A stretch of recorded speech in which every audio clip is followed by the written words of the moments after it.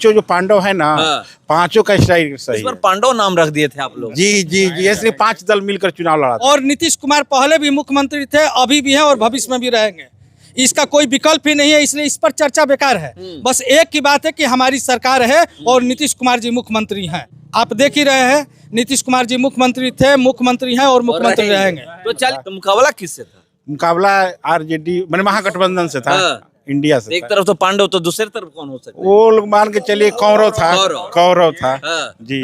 देख रहा हूँ कि जगह जगह इनका स्वागत किया गया। आज अभी भी आप यहाँ पर रोक करके स्वागत किए। कब सरकार बन रही है?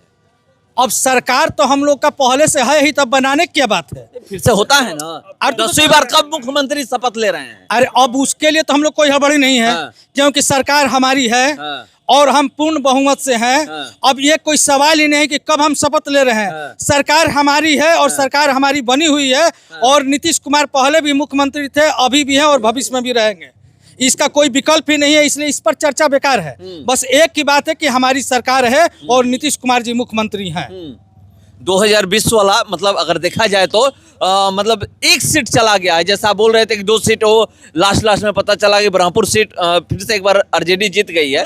नहीं तो एकदम तो उलट गया है ना। वो तो मान लीजिए कि वहाँ की जरूरत हम लोग लग रहे थे, जीत रहे थे, वहाँ पर खोजा नहीं गया। हम भी तो आप जाने के चुनाव के प्रभारी थे, आनंद जी खोजे, वहाँ पर भी हम लोग प्रचार करने गए, जहाँ लोग खोजे वहाँ प्रचार करने गए। और हुलास पांडे जी का सीट हम लोग कन्फर्म मान के चले थे कि वो जीत रहे और वो खोजे भी नहीं, इसलिए कि हम लोग जीत रहे थे।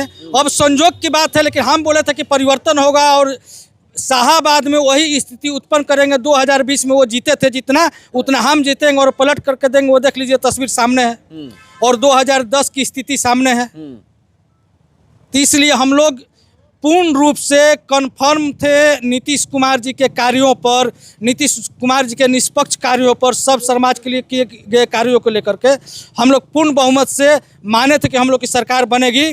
और स्पष्ट रूप से आप देख ही रहे हैं, नीतीश कुमार जी मुख्यमंत्री थे, मुख्यमंत्री हैं और मुख्यमंत्री रहेंगे। तो चलिए लोग कह रहे हैं इस बार मतलब अगर बात की जाए तो जीतन राम मांझी एकदम मजबूती से लड़े और जो स्ट्राइक रेट है बड़ी बेहतर है उनका जी। 90% है स्ट्राइक रेट।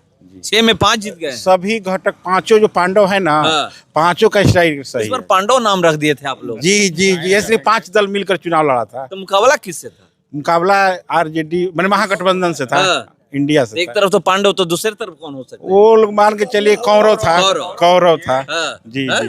कौरव से मुकाबला। कौरव से मुकाबला था। तो चलिए लोग कह रहे हैं कि पांचों पांडव, 5 पार्टी इस बार एनडीए में थी और जब 5 पांडव कर रहे हैं तो मैं पूछा कि मुकाबला किससे था, तो बता चुके हैं कि मुकाबला कौरव से था। और चलिए कब शपथ ले रहे हैं 10वीं बार, अब ये लोग इंतजार कर रहे हैं, क्योंकि जो बहुमत आया है, जो प्रचंड जीत हुई है 2010 वाली जीत करते हैं। फिलहाल इसको इतना ही, बने रहिए हमारे साथ। नमस्कार।